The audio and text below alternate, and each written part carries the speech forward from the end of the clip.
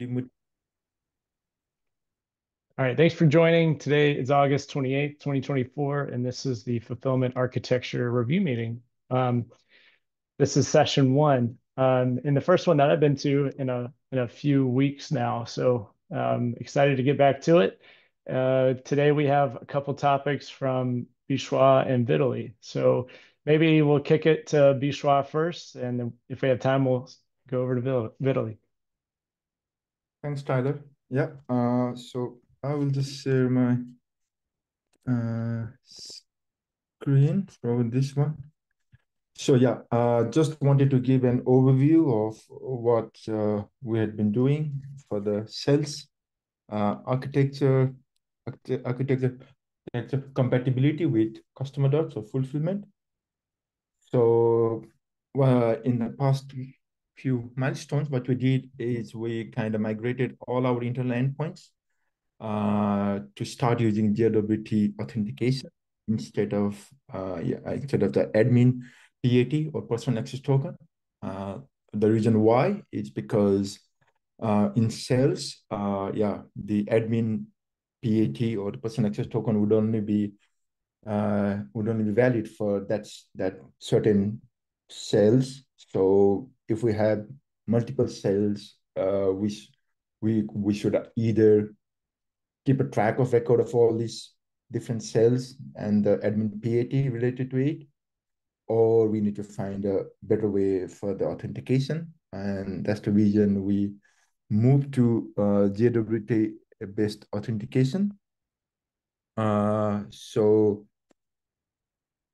during so yeah, so first just an overview of like how it works. It's a basic or like classic JWT based authentication. So whenever we try to make a request, let's say an internal call, post like internal users ID to get the user object, then on the GitLab side, what GitLab does is first is try to check the cache if the public key for the to validate the token is already there. If the cache is not there, then it first gets the OpenID configurations and gets the URL to get the public key, and then with that URL gets the public key back, and then verify the token with the public key, and then checks the claims, and if everything is fine, it just it the request is authenticated, and then the response is returned. So with this approach, what we eliminated is like a need of having an admin personal access token and keep track of those tokens for each cells, and also some of the bonus or like some of the bonus security enhancement that we got is like now this token is valid only for 5 minutes, so it's short-lived. So if somehow the token was leaked by in logging or in some kind of I don't know, request sniffing, then the attacker will only have 5 minutes to yeah use the token that's there. And also the benefit is like the rotation of a key now happens completely from the customer side. So like we don't need to ask IT on the GitLab to issue a new admin token and then update the admin token on our side and yada yada. So just imagine if we had multiple admin tokens, this would be such a chore, and I think would really not be a straightforward manageable thing. But now, yeah, we can just rotate the private key solely from customer side. Um, yeah, any questions so far regarding the durability choice or like implementation? Yeah, I had a question. Yeah. I recollect the personal access token had scopes. So Mhm. how does scopes work with JWT? So for the JWT scopes, we can use claims. So like they call it claims in like JWT terms. So we can, it it would be a hash, and then we could use it in anyway, like we could create a claim that says, okay, this claim means the request is only authenticated for this and that action and such. So for current implementation, we do have claims. So we write like GitLab internal token or GitLab customer internal token, and we look for that claim on the GitLab side over here when we try to verify. And then if that claim matches, then we know that this request is verified and is authorized to, perform this internal GitLab call action. So that's how we try to scope it only for the internal calls. Does that answer the Got question? it. Yeah, yeah. Okay. Nice stuff, by the way. Thank you. Thanks.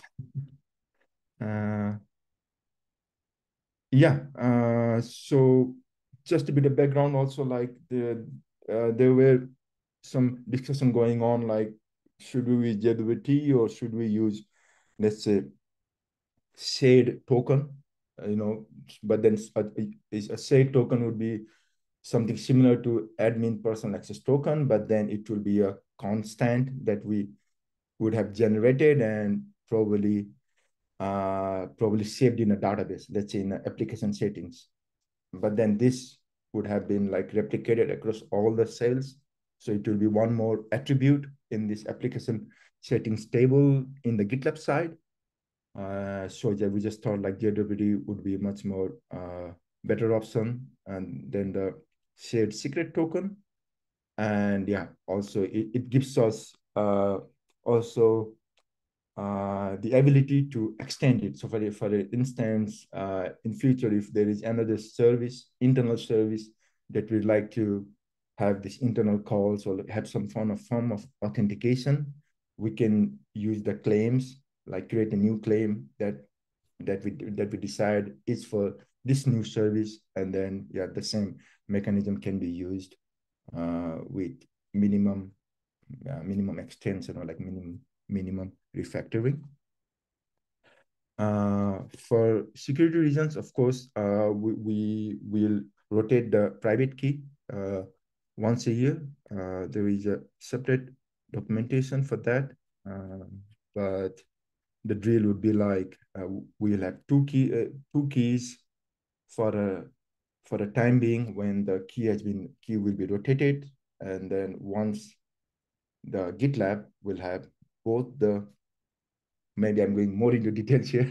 Sorry if I'm not making sense, but yeah, the thing would be like we'll have two keys so that the cache over here can be updated, and once the cache is updated, we will then drop the old key and then only keep on using the new key. So this means that we can rotate the key without any disruption, so that the old tokens, or like if there is old JWT token that had been generated in the time being, will also be valid, and then the new tokens will be generated, and then on the time being we'll drop the old key, because the old token would expire after 5 minutes, and then only the new token and the new key would be there. So that's the process we can follow. There's a documentation for that too, and a small documentation on like how we could create a new internal endpoints if we need to. One plus point also with this change is like now we have all the internal endpoints related to GitLab, related to CustomerDot under one single module. So over here, so it's more manageable in a sense. We know it's all grouped together. So that's a nice thing. So we know like which are the endpoints that are related to CustomerDot internal calls, and similarly also on the GitLab side, also on the CustomerDot side, we have this new class where we have, this is an old one, but man, we have a bunch of paths. So this will be the bunch of paths that we are calling at the moment as an internal call to GitLab. For example, credit card validation. So get the namespace, get the user, and such things. So this is also, I think, a nice addition or like a nice side effects of this migration, that we have a separate module for all the internet calls, and all the internet calls are collected, yeah, on the same place, so that it's easier to navigate. Yeah, that's so far. Any question?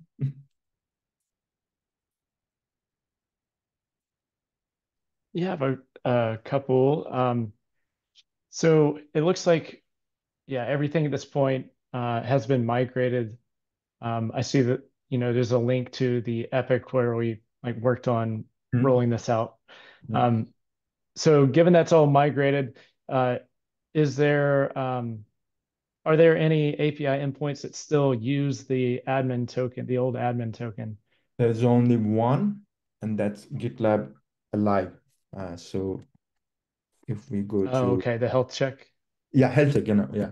So the health check one, that's the only one that uses, because uh, yeah, I think like we would need to see like how we gonna think about if GitLab is alive or not in sales perspective, because at the moment it is admin token, and probably the health check request will be served by one of the instance, right? One of the sales instance.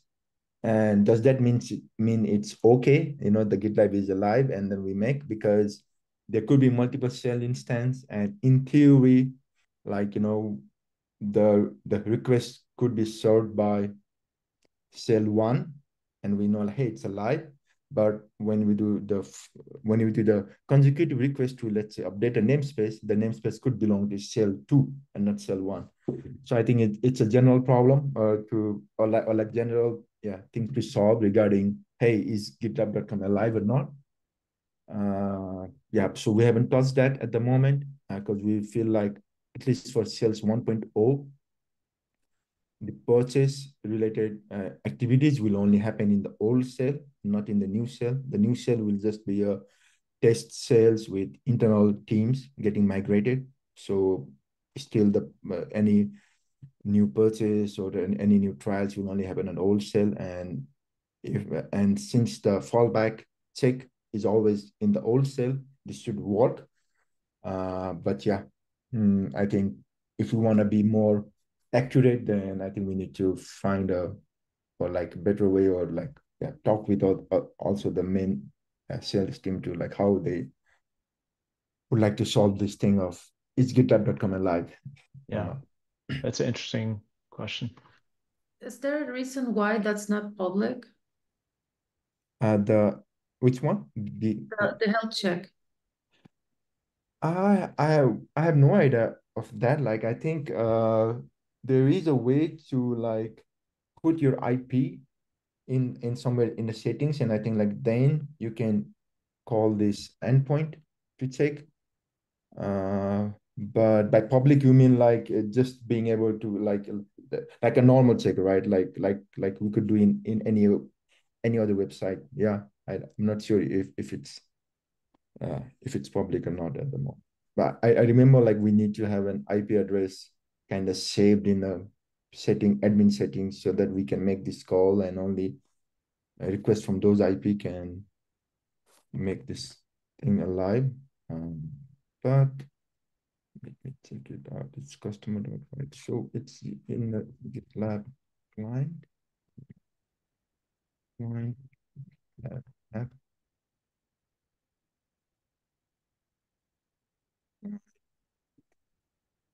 We're here.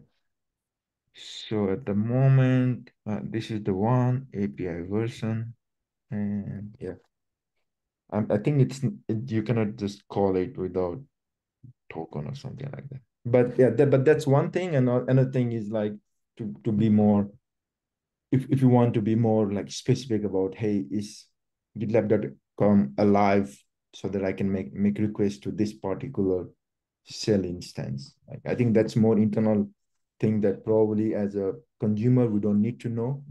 But yeah, some nice problem yeah, to discuss on. So another question I had was, Well, two questions really. So the first one is this working in development? Like, do we need to do anything to enable this in development, or does it kind of work out of the box? And the other one is, how do we prevent people from using the old admin token by accident? Is Yeah.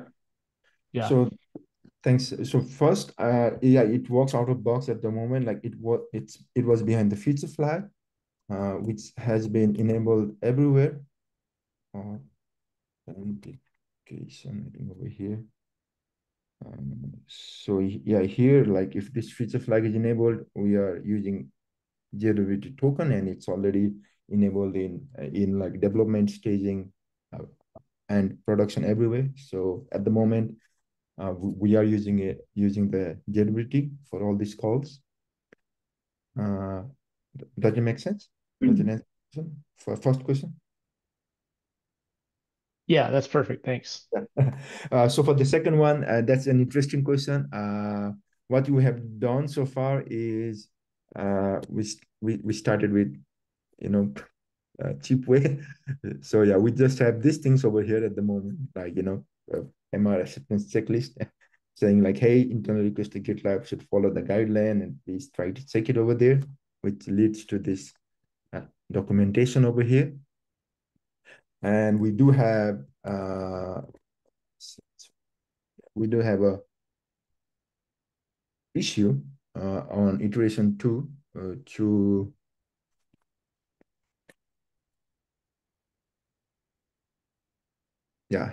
add some kind of danger bot or rule that detects usage of client and make a warning comment.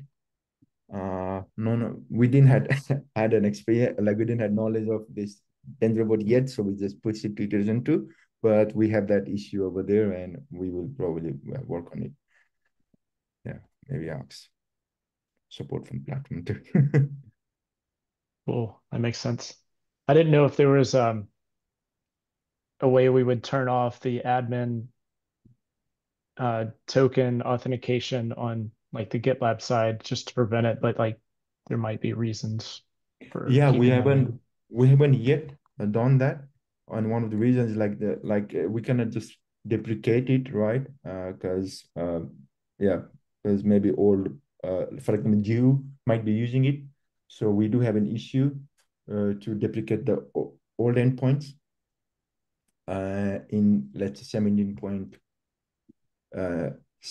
sorry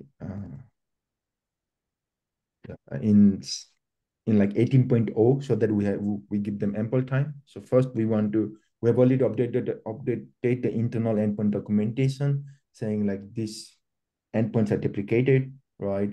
And then once it's been long, I think in 18.0 we want to completely remove it.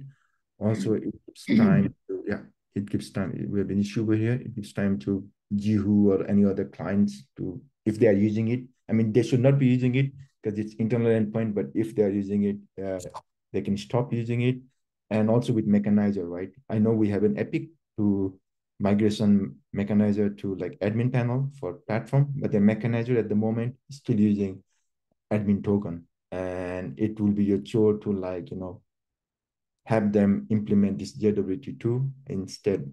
Probably, I think it's better. Like we have already an Epic to move it to admin panel, and when we do that, I think we will be using JWT already over there. So these are the things that are already there, and we want to keep that both authentication over there. If somebody uses admin token, we are not using it, but if somebody is using it, it will still be valid for the time being. Makes sense. Yeah. Lots of good stuff here. Thank you for explaining it. I think with just a small,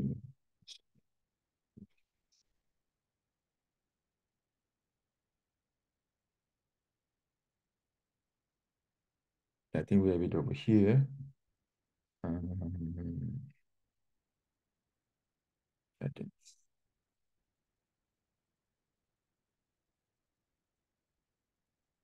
Yeah, just wanted to show like, yeah, but this is the just line where we So like if it's a jailbreak request, we just go with that, and that's what we're doing, CustomerDot. But if it's not a jailbreak request, then we'll still allow authenticate as an admin, so that the existing endpoints like Mechanizer and other keeps on working for a while. Cool. Any more questions regarding this? All right then. Thank you. Well, thank you, Bishwa.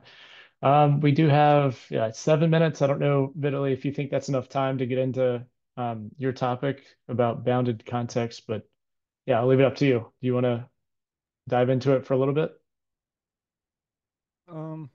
Yeah, thanks, Tyler. I think it should be enough because my thing will be mostly for your information. So I'm going to share my screen. Um,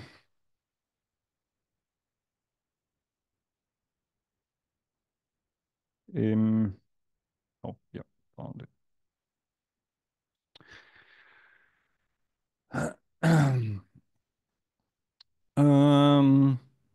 So yeah, we have an issue that is result of our work regarding grouping service objects, our services under the app/services folder into bounded context. If you are not aware what is a bounded context, for now, it's more like a top-level Ruby model that groups or holds all related services under it. So, for instance, all services that interact with a customer or anything related to the customer model are now grouped under the accounts Ruby model. So, and this is like a small presentation, if I can say that. If you receive a merge request regarding grouping services into the bounded context, how you should review it and what should you do. And of course, if you have a free time, you feel free to grab any of services here and move them to the corresponding bounded context. So we have a meta issue that holds all services that we have under the app/services folder with the respective Rubacop error that you can actually enable manually in the rubacop.yaml file. You can find the corresponding rule at the bottom. There is a short guide on how to how to group such services. So, and it's pretty simple. So you create a corresponding folder for a bounded context. You can find all bounded context here. We have it under the config folder, file named bounded_context.yaml.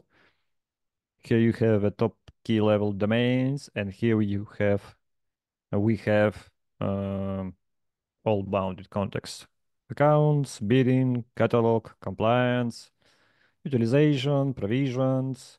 This is not a final list. So if you see and would like to rename one of them, just create an issue and share it on the, for instance, fulfillment engineering Slack channel. When you just do the most simplest thing, you just move services into this newly created folder, and when you run, for instance, test, when you rename all occurrences of these services across our code base. And the final step is to open the rubacop.yaml file and specify that this particular folder is available for linting by the rubacop in case there will be like a newly edited file with a wrong bounded context. And I have also included an example when we moved, when we created the accounts bounded context. So You can see here that we just moved everything under the Ruby model named accounts, and that's it. So just a bunch of renames, some files were moved, and so on and so on. So the crucial point is to not attempt to perform any refactoring during that grouping, um, because we don't want to introduce any issues with that. So just copy all and move files, then enable the corresponding folder under the Rubacop rule, and you are done.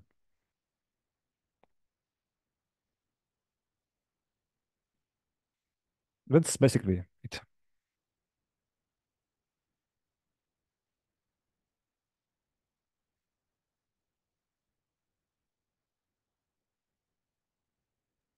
That's pretty cool.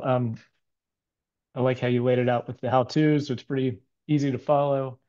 I was looking to see if this was part of the engineering OKR, and it's not. I'm wondering if we should include it if we're looking at it, but maybe we could include it in the next quarter and just continue to work on it as we have time. Or what are your thoughts? I, as far as I remember, it was a part of our OKRs, but unfortunately we dropped it from it because Yeah. because of our reasons. Because we got some other priorities that we need to focus right now. Yeah, I mean, we could still. We can always change it. I mean, I think in the OKR there's three things listed. I think is Rails, upgrade Rails. Then there's the complexity one, and I think there's another one, right? Like there's three big things there on that OKR. I'm happy to swap it, swap one for the other. Unfortunately, I don't think we have enough time to just add this one because we got a bunch of things there. But if yeah, I don't have a strong opinion, and I think it's Vitaly, you're going to be mainly working on those. So if you feel strongly about working on this instead of some of the others, I'm happy for you to swap it. I don't have a strong opinion there. Yeah, I would say this is a low-hanging fruit, so you can do it if you have a free time. So no rush on this issue. This is like the end goal of grouping everything into the bounding context is to ensure that we reduce the duplication of our service objects and we understand the purpose of each service object that we move to a bounded context and we evaluate, do we need it or do we can drop it? For instance, Bishop did a great job when he reviewed this merge request that I linked as an example. He found some really good points in the existing service objects, and we created follow-up issues for each of those.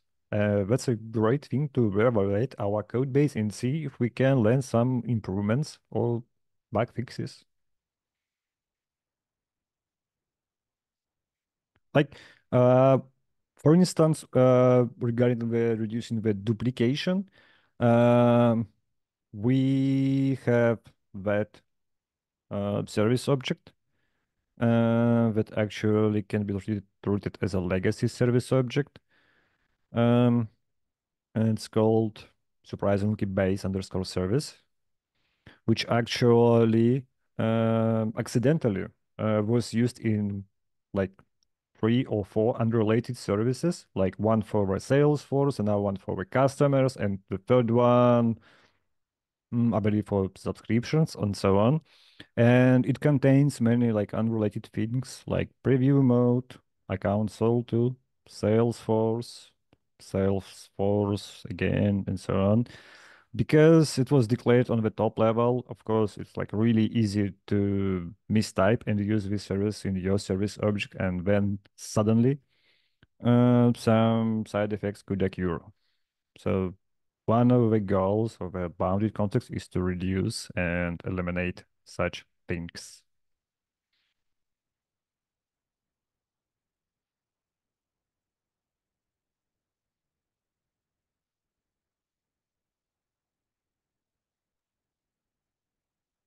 Well, this is an awesome initiative and exciting to see more context out there. Unless we had any other questions, I know we're a little bit over time here. We can always discuss this in the next one as well. But yeah, thank you to Bishwa and Vitaly for bringing these topics, and look forward to the next one. Thank Thanks you all. everybody for joining. Bye.